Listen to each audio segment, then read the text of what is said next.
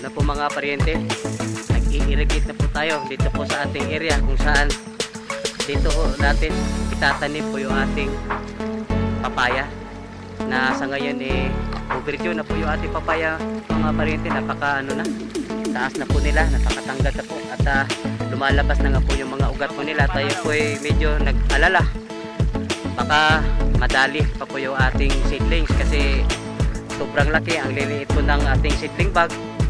Kaya buti na lang gumana na po yung ating bomba mga paryente, yung po ating bagong binili na yung agricultural pump. Sisilipin po natin doon. Ay tagal po namin napatakbo po itong ating irrigation pump mga paryente. Gawa nung yung pong check valve po niya sa dulo po ng suction hose, hindi po gumagana. Leak po siya. Kaya medyo nahihirapan po kami kanina patakbuhin po yung bomba. Ito yung bomba per se wala po problema mga paryente. Yung naging problema lang po niya yung pong suction hose na sa dulo mayroon check valve, na yung check valve may problema. Yan, ito na po mga paryente yan.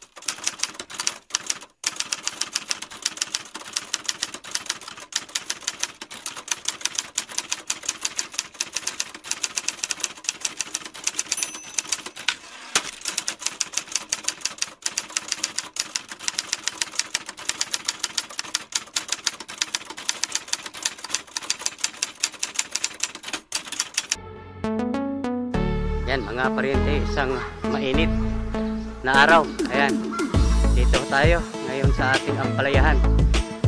Ayan, pansin natin mga paryente, ito yung tuyo na pong lupa. Akala ko nga nung nakaraang linggo pa nila pinapatubigan po ito.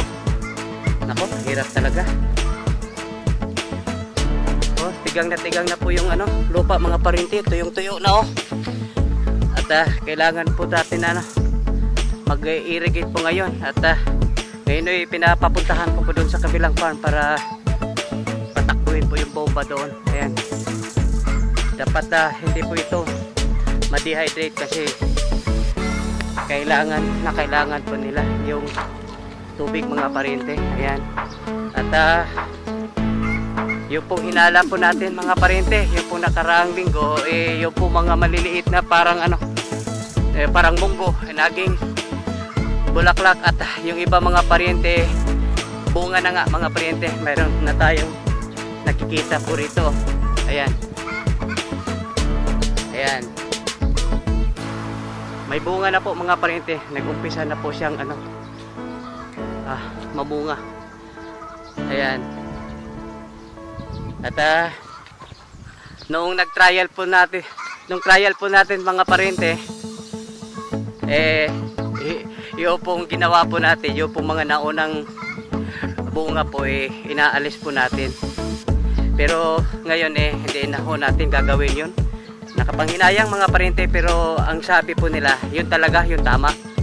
Yung mga nauunang bunga aalisin para yung pong nutrients makapag-concentrate pataas mga paryente.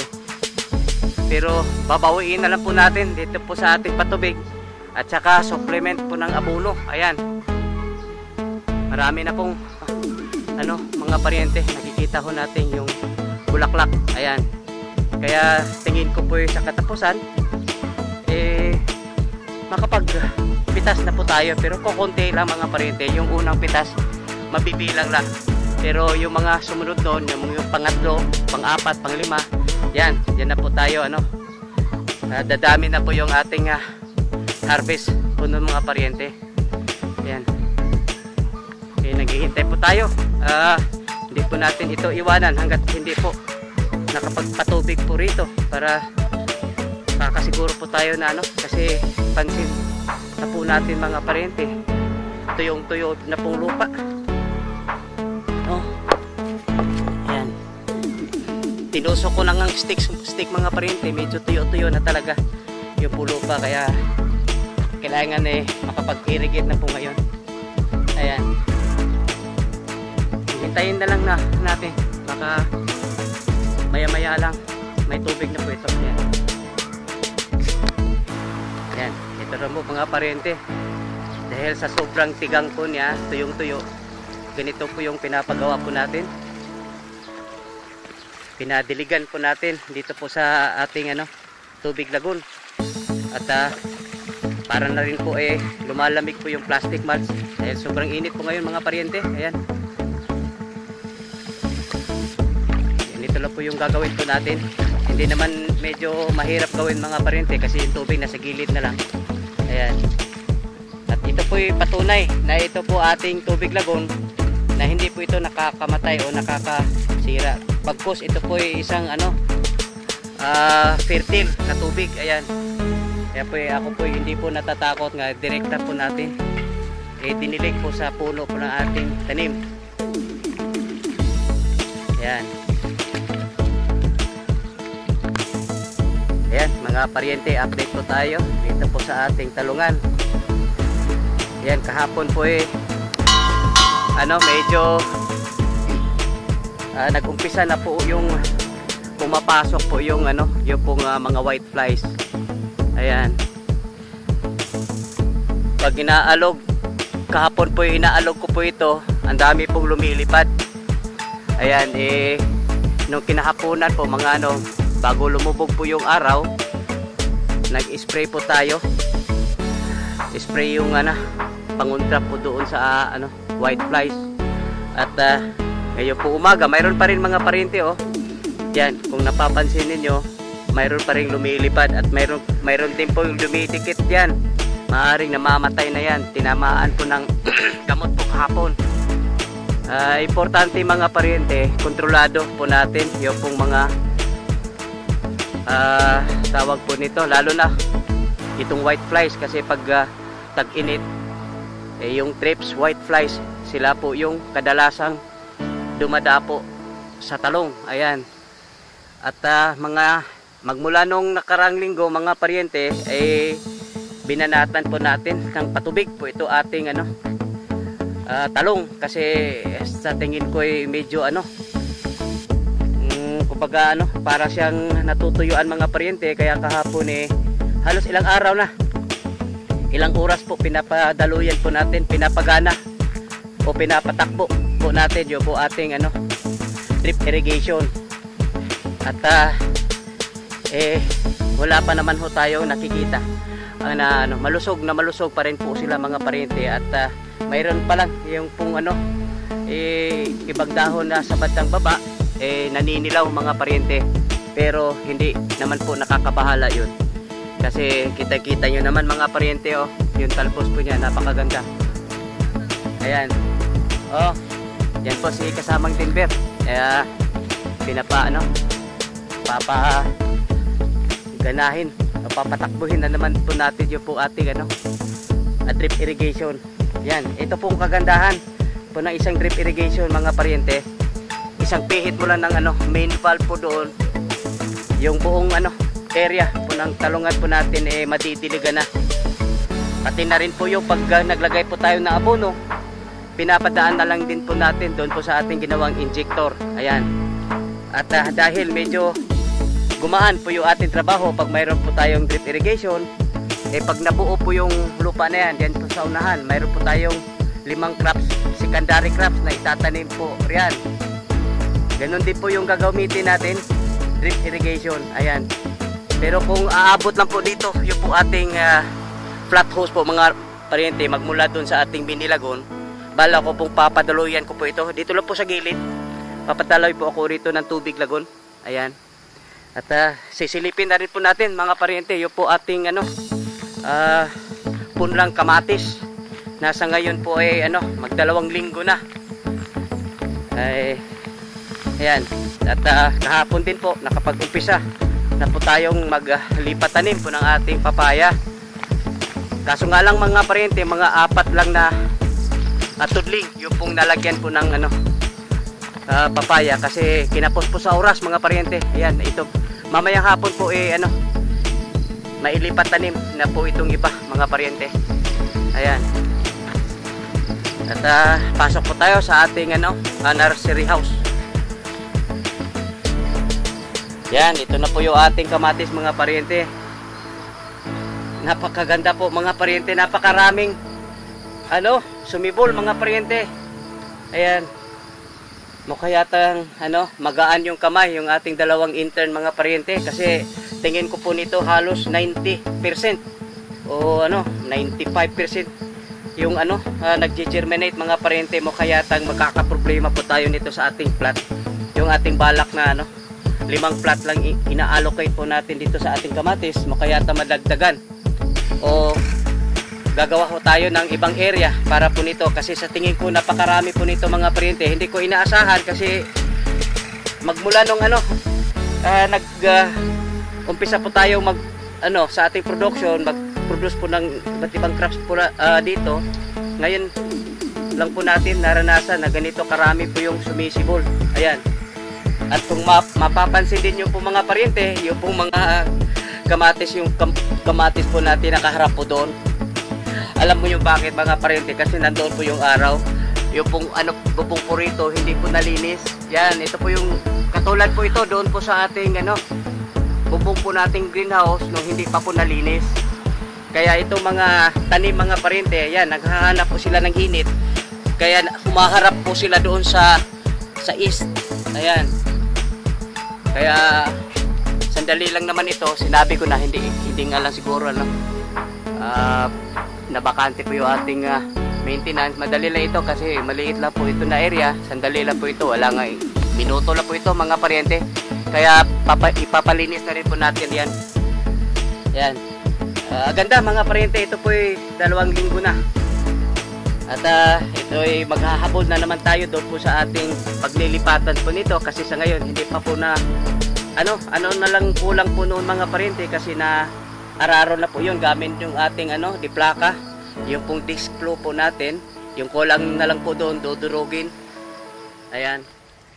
Ito mga paryente, ini-intercrop po natin kasi nahirapan po ako maghanap kami ng ibang lugar na hindi may sakripisyo po yung ating saging. Nag-expand pa nga tayo ng saging kasi medyo kahit paano mga paryente, kitang-kita naman ho natin sa ating records na medyo maganda yung pong ating saging, yung pong kumikita po yung ating saging. Kaya naisipan ko i-intercrop na lang po natin dito po sa second batch ng ating kalamansi kasi mga paryente, yung ating kalamansi hindi pa masyado matangkad, kaya po pwede pa po mga paryente, yung mahirap lang kasi pag matangkad na po yung nasa gilid po ng ating punla, mapilitan siyang tumaas.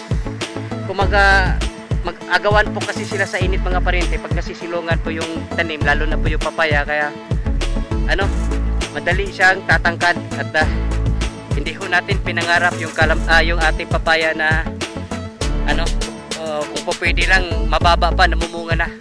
Yun pong gusto po natin.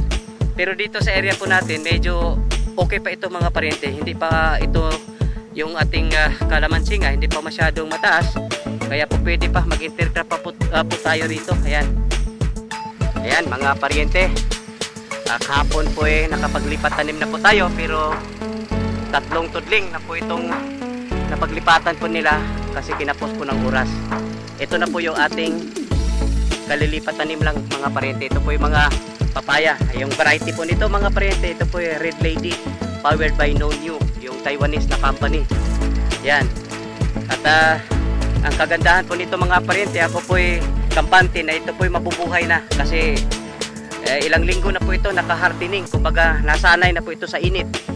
pati na rin po yung patubig mga parente, kasi yung sabi ko po doon sa takapagdilig doon po sa ating nursery, ano po, sa halip 2 beses siya magdidilig, ginawa lang po nung nasa labas na sila, ginawa po nating 1 beses na lang, kasi para na masasanay na po sila dito sa labas, kasi ibang iba po yung pag-aalaga po doon sa ating nursery house kumpara po dito sa labas. Kaya ako po ay kampante na ito ay dire-diretso na, sanay na po sila sa sa panahon po rito sa labas, kasi nakapag-hardening na po tayo ng ilang linggo, pati na rin po tubig, hindi na natin binawasan na rin po nating pagdilig po doon sa ating nursery house. Kaya ako po ay sigurado na mabubuhay na po ito. Kasalukuyan po ngayon mga parente, nagbubutas po sila ng dito para paglagyan po ng ating tanim, kasi usually mga parente, maglilipat tanim kami bandang hapon, yung pong palubog na po yung araw, para yung pong ating seedlings hindi masyadong mai-stress. Pero sa tagal po yung ating papaya na sa labas, nakapag hardening na po tayo ng ilang linggo, ako po ay sigurado na sila po ay nasasanay na sa panahon po dito sa labas. At ito na po yung ating kasamahang si Bulldog mga parente, may 2 fan po rito. Yung fans po nila, ito po 2 ating Guys, thank you kay Day ha, kay diligid mo sang gabon Day. Ang germination sa atong kamatis, tanaw na ako 90 to 95%. O gaan mo kamot Day, gaan kay mo kamot, pero sa inyong pagkagagamot kami maproblema, kaya asa na mo to itanom tong uban dito, sobra-sobra to dito. Yan po mga parente, binubutasan, kasi pagkatapos po nito, yung pong maglilipat tanim na rin po tayo dito po sa nabuo, ito pong sa nabutasan na. At ngayon mga parente, patuloy pa rin po tayo naglalagay po ng plastic mask po rito. Yan, mayroon po tayo 2 kasamahan po rito. Yan po, papakita ko lang sa inyo mga parente paano pag-ipit, kumbaga pag secure po ng plastic mask. Yan, gamit lang po ng kawayan mga parente. Murag mayuhan ni Modong Diyos. Ito nga pala mga parente, ito po isang intern po natin. Ito po ay nag-aaral sa Cebu Technological University, Tuburan Campus mga parente. Ito po si Joshua. Ayan, mukhang hindi baguhan po ito si Joshua mga parente. Akala ko sa babae lang ito magaling, pati na rin po pala sa pag ipit dito po sa plastic mask. Kung mapapansin niyo mga parente, yung po ating kama, yung plastic mask po natin makitid, kasi yung pong isang rolyo po mga parente, hinati po natin yung isang rolyo. Yung sukat po niya, yung lapad po niya ay 1.2 meters. Ito po ay mga 60 centimeters pala mga parente, 1.2 meters, tapos 60 centimeters lang po ito, pagkakalahati. Yung iniwasan lang naman natin mga parente, yung pong yung pagdadamo, kasi naranasan natin nung araw, yung mga kasamahan po natin walang ginagawa, puro nagdadamo. Ayan, kaya ginawa na rin po nating SOP.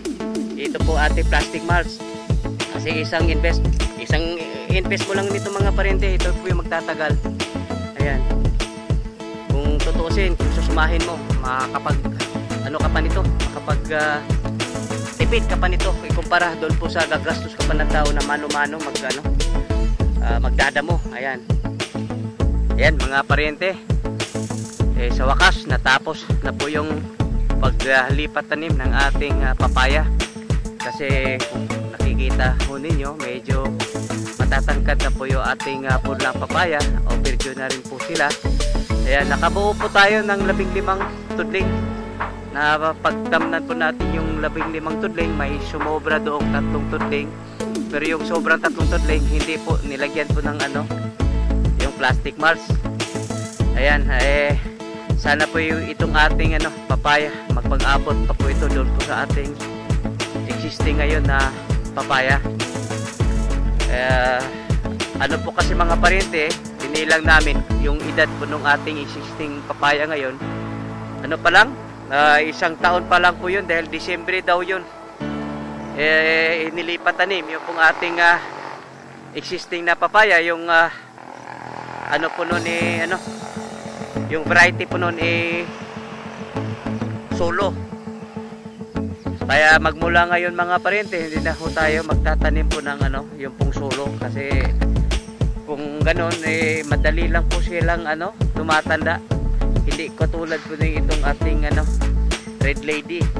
Nakaano pa tayo mga parente, yung red lady po natin naka 2-3 batches po tayo ng red lady. At yun, nasundan po ng yung pong solo. At hindi ko inasahan yung pong solo po ay madali lang po yung life cycle po niya. Hindi po katulad po nitong ating red lady, kasi subok na po itong red lady, na kailang tanim na po tayo rito. Ayan, sana po magpang-abot pa po sila para hindi ho mapuputol yung po ating supply doon po sa ating sa palengke. Marami na ho patay kasi tayong suki po doon. Sana po magpang-abot pa nga ito para hindi nga maputol yung ating supply. Ayan. Ayan, ito na mga parente. Ito na po yung ating Azolla Pans. Ayan. Ang ganda yung pagka-yari mga parente, oh. At ito po inaasahan natin yung mga tuyong dahon po malalaglag dito po diretso sa gilid. At saka hindi na rin ito mapapasukan ng palaka. At saka dito sa harapan po mga parente, isi-seal din po natin ito. Lagyan po natin ng net. At lagyan din po natin ng pintuan po dito sa harapan. Yung pintuan po niya hanggang dito mga parente, kasi ilagyan pa rin ho natin ng po ito, hollow blocks. Ayan. Ang ganda na po mga parente. Ito po yung disenyo ng ating Azolla Pans. Mayroon po tayong 6 na pans. Yung dalawa po tag-iisang bubong. Tulad nito, isang bubong po rito, may isang bubong po dito, at doon sa dalawa, doon po sa dulo, mayroon din pong po doon, bubong na katulad po nito. Ayan. Ang ganda, maaring sa sunod na linggo mga parente, pwede na po natin itong umpisahan. Mag-propagate na po tayo ng Azolla, nang sa ganun makakatipid na rin po tayo ng ating patuka. Ayan. Ang ganda yung pagkayari mga parente. So, talagang hindi lang ito pala yung ating bubong mga parente, itong net. 3 gamit pala po nito mga parente. Ito po ay pang sangga po sa malalaglag na tuyong dahon.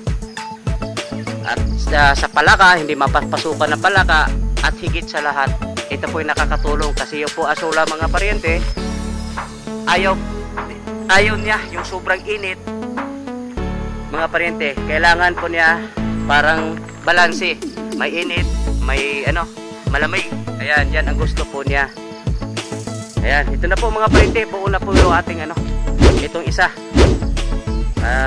Saka na lang po natin itong palalagyan po ng Azolla pag nabuo na po mga parente, kasi mahirap na pag ito, buo na po itong isang pans. Kung sakali maglalagay po tayo ng Azolla po rito, baka mamaya paglabas-pasok pa po sila. Hintayin na lang natin na matatapos para wala na hong istorbo. Ayan. Ang ganda mga parente, napakaganda. Ayan.